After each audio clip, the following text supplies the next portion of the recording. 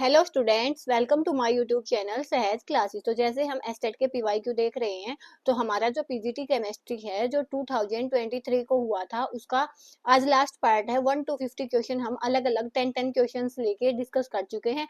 आज हमारे 51 to 60 question हो जाएंगे। इसी के साथ जो हमारा पेपर रहेगा 2023 वाला वो कंप्लीट हो जाएगा। तो यहाँ पे देखो, हम इनको डिस्कस करते हैं। अगर पहले वाले देखनी है तो चैनल पे प्लेलिस्ट बनी हुई है, आप वहां से जाके देख सकते हो। The correct order of first ionisation enthalpy among the following is. यहाँ पे हमें क्या बताना है कि करेक्ट ऑर्डर क्या होगा फर्स्ट आयनाइजेशन एंथैल्पी का। अब पहले आपको ये पता होना चाहिए कि आयनाइजेशन एंथैल्पी क्या होती है।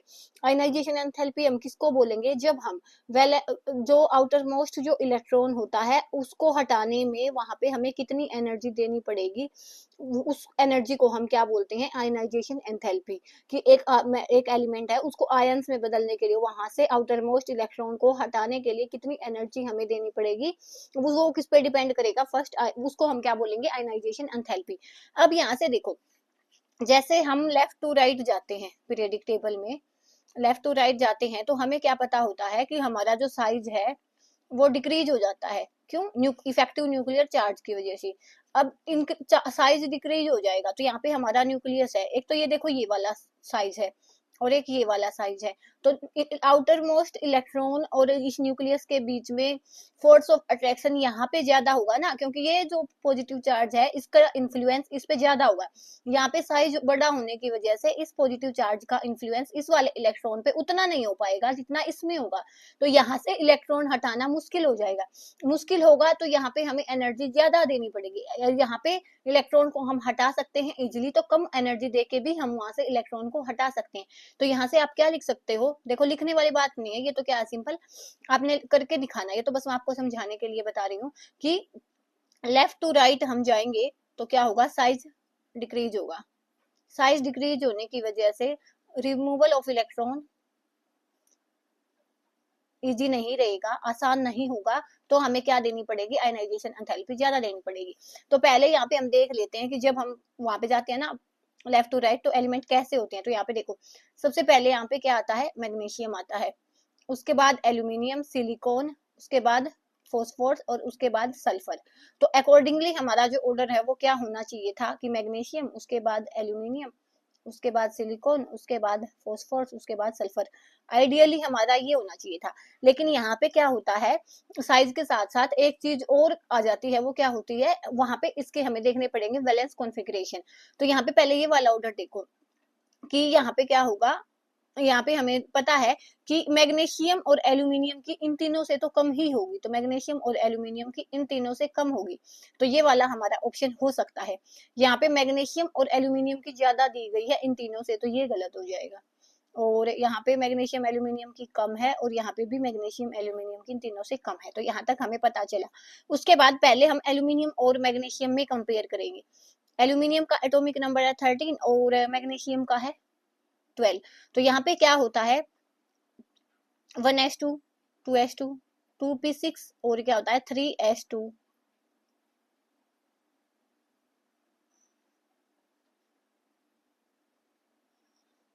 और क्या होता है लास्ट में 2p6, 3s2 और 3p1। यहाँ पे ये वाला कॉन्फ़िगरेशन होता है इसका। और मैग्नीशियम होता है 12। तो यहाँ पे क्या होता है 1s2, 2s2, 2p6 और 3s2। अब देखो s वाली जो शेल है यहाँ पे कंप्लीटली फील्ड है, और एक कंप्लीटली फील्ड शेल में से हम इलेक्ट्रॉन हटाएंगे तो हमें बहुत ज्यादा एनर्जी देनी पड़ेगी। और यहाँ पे p में बस एक ही इलेक्ट्रॉन है जिसको हम आसानी से हटा सकते हैं। यहाँ पे s है, s में 2 ही इलेक्ट्रॉन आ सकते हैं और वही फुली फील्ड है। तो यहाँ से हमें एनर्जी ज्यादा देनी पड़ेगी क्योंकि ये कंप्लीटली फील्ड है, और कंप्लीटली फील्ड में इसकी स्टेबिलिटी बहुत ज्यादा हो जाती है। तो यहाँ से हमें पता चला कि मैग्नीशियम की ज्यादा होगी एल्यूमिनियम से। तो वहां से अब हम यहाँ से ऑप्शन देखेंगे कि मैग्नीशियम की है वो ज्यादा होगी किससे, एल्यूमिनियम से। तो इसमें ज्यादा है मैग्नीशियम की, इसमें ज्यादा है लेकिन इसमें नहीं है। तो हमारे पास ऑप्शन 2 और 4 में से एक रहेगा। अब ऐसे ही हम किसको कंपेयर करेंगे, सल्फर और फोस्फोरस को। सल्फर और फोस्फोरस, सल्फर होता है 16, ये होता है 15। तो यहाँ पे देखो 1s2, 2s2, 2p6, 3s2 और यहाँ पे बचेगा 3p4।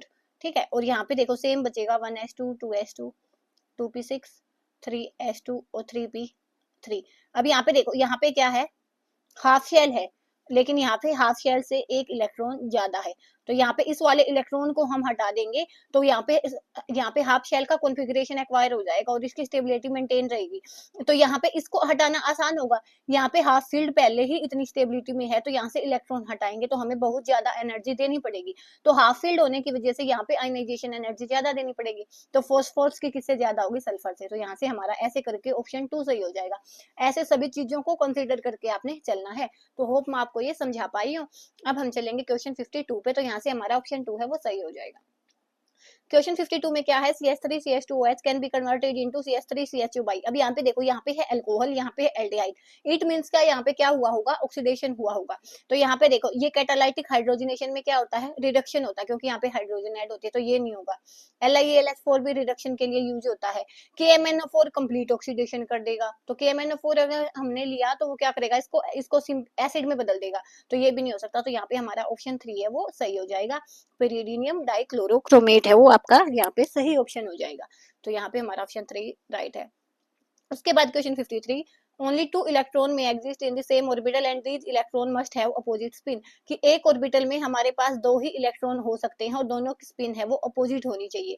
तो ये वाली स्टेटमेंट इसने कौन से वाले नियम ने दिया, तो देखो इनको सारे हैं जो उनका आपको पता होना चाहिए, क्योंकि सबके सब कभी भी पूछे जा सकते हैं। तो यहाँ पे देखो, जो हमारा यहाँ से जो ऑप्शन सही रहेगा वो रहेगा पॉली एक्सक्लूजन प्रिंसिपल। पॉली ने ऐसा बोला था कि एक ऑर्बिटल में 2 ही इलेक्ट्रॉन हो सकते हैं मैक्सिमम, और दोनों की स्पिन है वो अपोजिट होनी चाहिए। तो यहाँ पे हमारा क्या रहेगा, ये आपका क्लास 11th का क्वेश्चन है, तो यहाँ पे हमारा क्या रहेगा, ऑप्शन बी करेक्ट। उसके बाद ऑफ वो प्रिंसिपल ने क्या बताया था, एनर्जी ऑर्डर, कि कैसे हम एनर्जी में लगाएंगे, कौन सी पहले 1s फिल होगा, उसके बाद 2p होगा, उसके बाद सॉरी 1s के बाद 2s होगा, फिर 2p होगा, ऐसे करके जो एनर्जी का ऑर्डर बताया था वो बताया था ऑफबाउ ने। हंट्स ने बताया था कि पहले सिंगली ऑक्यूपाइड होंगे, उसके बाद डबल ऑक्यूपाई होगा। n+l क्या होता है, कि जिसकी n+l की वैल्यू होगी कम होगी वहां पे इलेक्ट्रॉन पहले फील्ड होंगे, तो ये n+ रूल होता है, ठीक है। तो यहाँ से हमारा 53 का है जो ऑप्शन 2 है वो करेक्ट हो जाएगा। उसके बाद question 54, which of following does not exist, इनमें से कौन सा एग्जिस्ट नहीं होगा। तो यहाँ पे देखो, XgO4 आपको मान लिया मैंने कुछ नहीं पता, लेकिन यहाँ पे देखो हीलियम नियोन, नियोन क्या है, एक नोबल गैस है, नोबल गैस होने की वजह से इसका बॉन्ड ऑर्डर 0 होता है, मैंने स्पेशली चैनल पे एक्सप्लेन किया है अलग से। NeF2 भी नहीं एग्जिस्ट होता, और HeF2 भी नहीं एग्जिस्ट होता, क्योंकि ये क्या होती है, नोबल गैसेज होती हैं, तो ये किसी के साथ कंपाउंड नहीं बनाती, स्टेबल होती है ये पहले से ही। तो यहाँ पे क्या हो जाएगा, ऑप्शन 2 है वो राइट हो जाएगा, ये एग्जिस्ट नहीं होता। Question 55.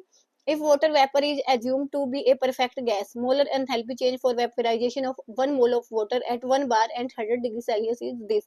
क्या बोला हमने कि वाटर वेपर को एक परफेक्ट गैस मान के हमने चलना है, तो वहां पे एंथैल्पी ऑफ वेपराइजेशन है वो कितनी हो जाएगी, 41 किलो जूल पर मोल हो जाएगी एंथैल्पी। एंथैल्पी को हम दिखाते हैं H से। उसके बाद देन द इंटरनल एनर्जी हमें बतानी है, तो इंटरनल एनर्जी वहां पे हमें बतानी है। तो यहाँ पे देखो, फॉर्मूला क्या होता है, delta H is equal to delta U plus में डेल्टा NgRT, ये वाला फॉर्मूला हम यूज करते हैं यहाँ पे। अब यहाँ पे देखो, यहाँ पे ये वाला फॉर्मूला जैसे हमने ये पढ़ा होता है, H is equal to U plus PV, और PV किसके इक्वल होता है, जब आइडियल गैस हो तो NRT, तो ये वाला हमने डेल्टा NgRT इसके प्लेस पे ये वाला पुट किया है। अब डेल्टा Ng क्या होता है, नंबर ऑफ गैसियस प्रोडक्ट, जितने प्रोडक्ट में गैसियस है माइनस में गैसियस रिएक्टेंट्स, ये होता है डेल्टा Ng। अब यहाँ पे देखो, प्रोडक्ट ना गैस में है ना उसमें है, तो डेल्टा Ng की वैल्यू 0 हो गई, तो ये वाली चीज है वो क्या हो जाएगी, कैंसिल आउट, और जितनी हमारी एंथैल्पी होगी उतनी ही हमारी क्या हो जाएगी, इंटरनल एनर्जी हो जाएगी। अब यहाँ से हमारे पास एंथैल्पी कितनी है, 41 किलो जूल पर मोल, तो यहाँ से हमारे पास इंटरनल एनर्जी भी कितनी हो जाएगी, 41 किलो जूल पर मोल। तो ऐसे आपने इसको करना था, ऑप्शन बी है वो हमारा करेक्ट हो जाएगा।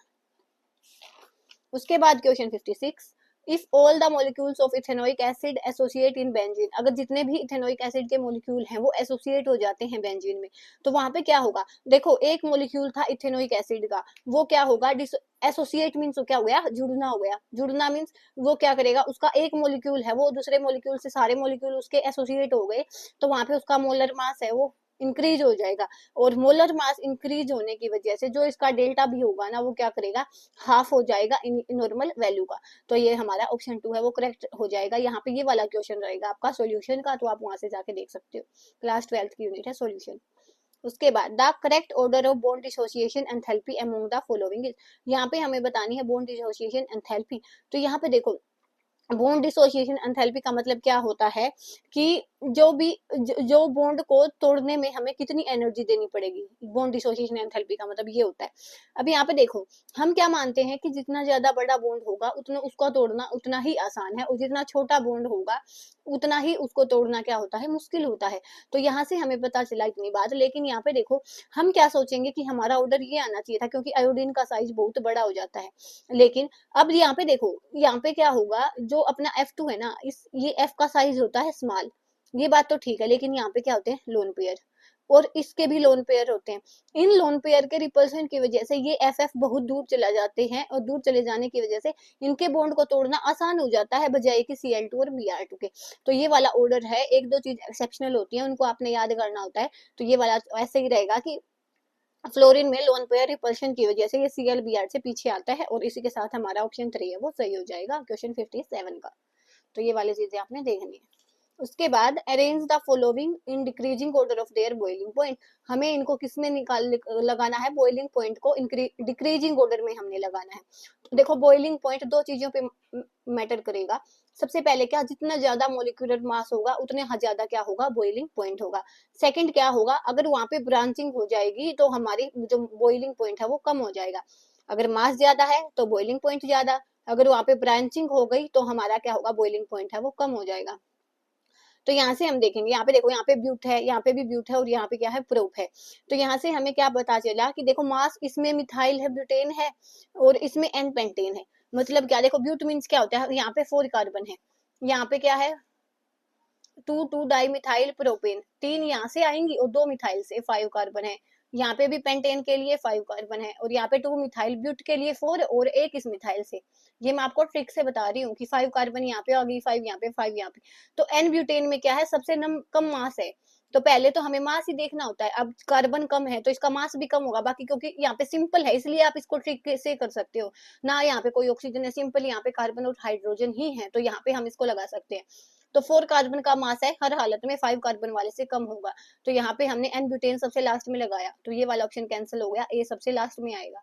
उसके बाद हमने क्या बोला, ब्रांचिंग के साथ। यहाँ पे देखो, एक ही मिथाइल ब्रांचिंग में है, जैसे मैं बना के दिखाऊं, but, but means number of carbon is 4, और 2 पे मिथाइल, तो 1 2 3 4। तो इसकी उसके बाद आपने वैलेंसी कंप्लीट कर देनी है।